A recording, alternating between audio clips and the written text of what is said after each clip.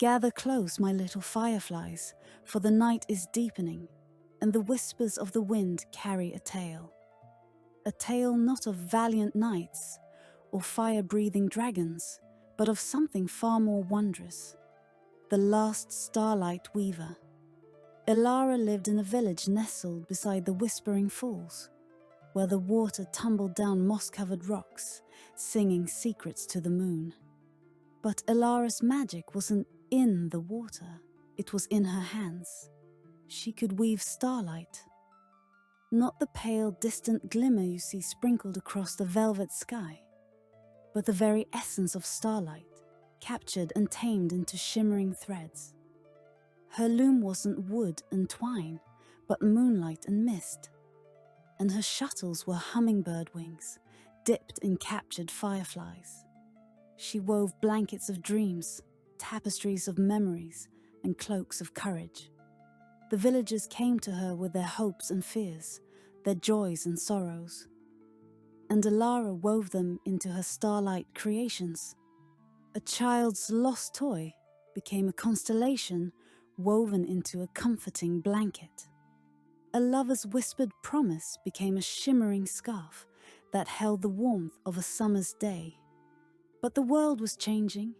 Flickering lights, brighter than the stars, began to bloom in the distance. The villagers, drawn to their allure, forgot the whispers of the falls and the magic of the starlight. One by one, they traded their dreams for these new, artificial lights, their tapestries for flickering screens.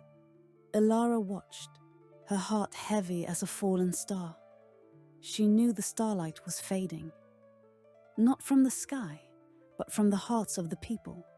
She wove a final tapestry, a depiction of the Whispering Falls, bathed in the light of 1,000 stars, each thread a memory of the joy her creations had brought. It was her masterpiece, her farewell. Then she did something extraordinary. She didn't try to convince them to return. She didn't scold them for their blindness. Instead, she wove a single, tiny star, no bigger than a dewdrop, and placed it in the palm of her hand.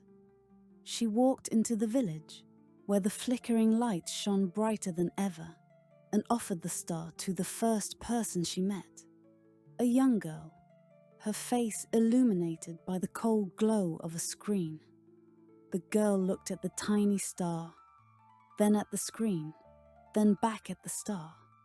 For a moment, just a fleeting moment, the light from the screen seemed to dim, replaced by the gentle warm glow of the star in her hand. The girl smiled, a genuine heartfelt smile, the kind that hadn't been seen in the village for a long time. Elara knew then, the starlight hadn't faded. It was just waiting for someone to remember its magic. And as long as one heart remembered, the Starlight Weaver's work would never be truly finished. Now, close your eyes, little fireflies. Can you see it? The faint glimmer of a single star, held in the palm of a child's hand. A promise of magic yet to come.